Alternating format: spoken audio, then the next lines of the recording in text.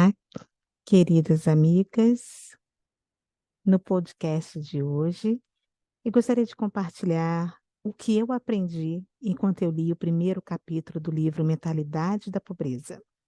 É o capítulo 1 e ele se chama Mentalidade da Pobreza Definida. Eu preciso confessar que a autora começa com uma afirmação que já me deixou de boca aberta, sendo bem sincera. Quando ela diz que frases como eu não posso pagar, eu estou com um orçamento apertado. E qualquer outra maneira, assim, de dizer sobre isso, ela diz que isso envergonha e calunia o nosso marido celestial. Nossa, isso para mim foi tão revelador, foi algo que eu nunca tinha pensado antes, né. Eu não sei como é que foi para você, como é que foi para você ouvir isso, né, que essas palavras, na verdade, são palavras que envergonham o nosso marido celestial. Eu, como falei, fiquei muito surpresa. Eu nunca pensei nisso, até porque, como uma boa vítima, né, quem passa por essa jornada, acho que também se sente sempre, assim, uma vítima da situação. Eu só olhava para a minha situação depois do meu marido ter saído de casa, eu só olhava para as dívidas, né, para tudo que a gente tinha que pagar, as compras que eu tinha que fazer para manter a nossa casa, e eu só pensava e como seria isso, né, já que quando o marido terreno saiu de casa, ele também parou de participar financeiramente, né. E com o tempo, com a graça de Deus, caminhando ao seu lado e crendo cada vez mais, mesmo antes de ler essas verdades, mas acreditando ainda, até de maneira tímida, o marido terreno voltou a participar financeiramente.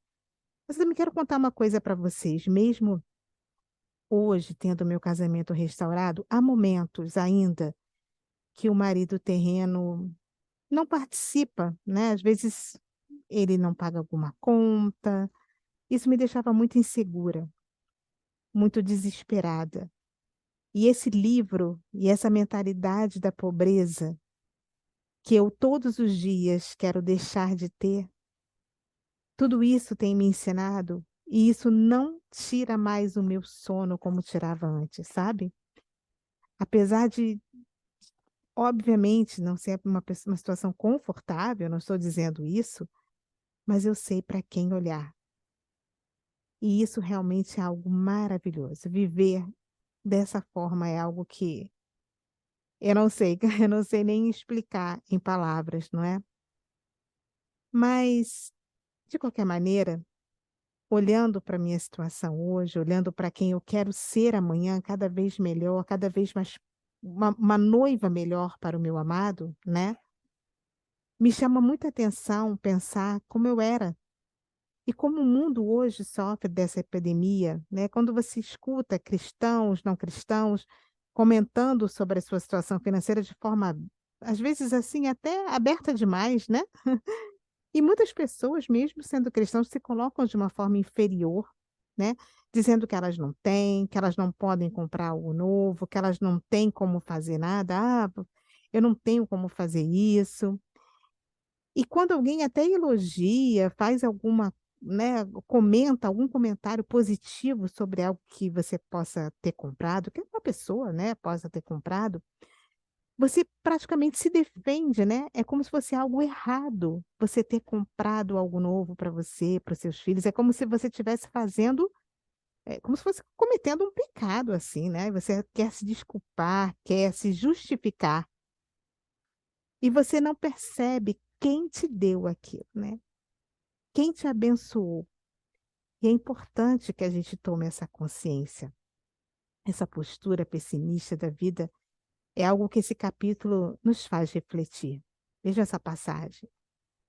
Como você se sentiria se seu filho ou sua filha dissesse às pessoas, como seus amigos, professores na escola, que eles não sabiam se poderiam pagar para almoçar naquele dia?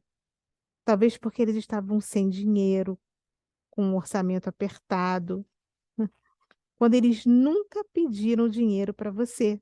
para que pudessem almoçar, mas não confiaram que você forneceria o suficiente para a próxima semana. Então, eles decidiram que não podiam confiar em você. Como é que você se sentiria diante disso? E a autora diz, né, que é assim que o nosso Pai Celestial se sente. E mesmo que você não seja do tipo que fale, né, que está com o orçamento apertado, ou que está sem dinheiro, você pode demonstrar isso pelas as suas atitudes, pela forma como você se veste e se comporta, porque você está vivendo a mentalidade da pobreza enraizada em você.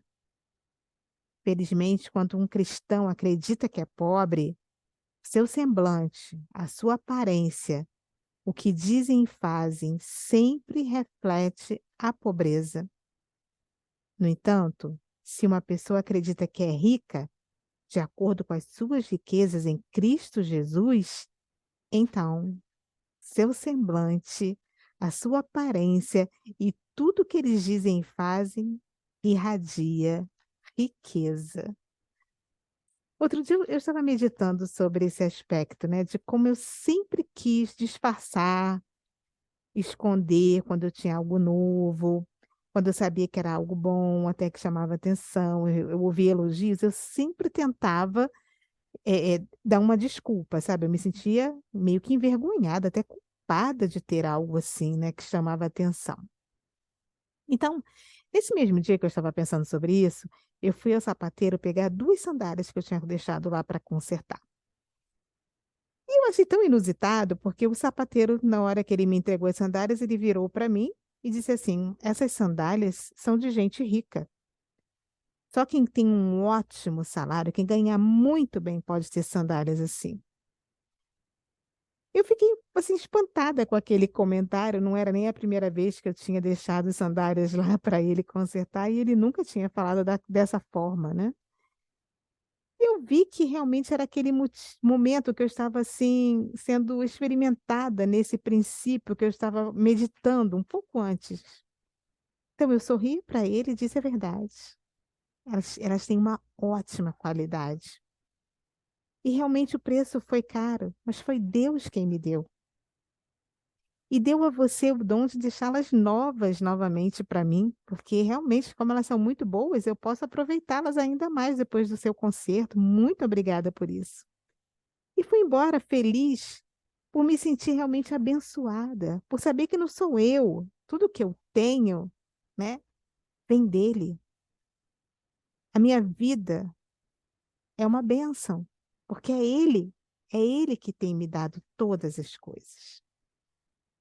Antes de acabar, aqui já finalizando o nosso podcast, eu queria falar com você, querida amiga, que está nesse momento sem esperanças, passando de fato por dificuldades, pensando em como você vai pagar suas contas, alimentar seus filhos.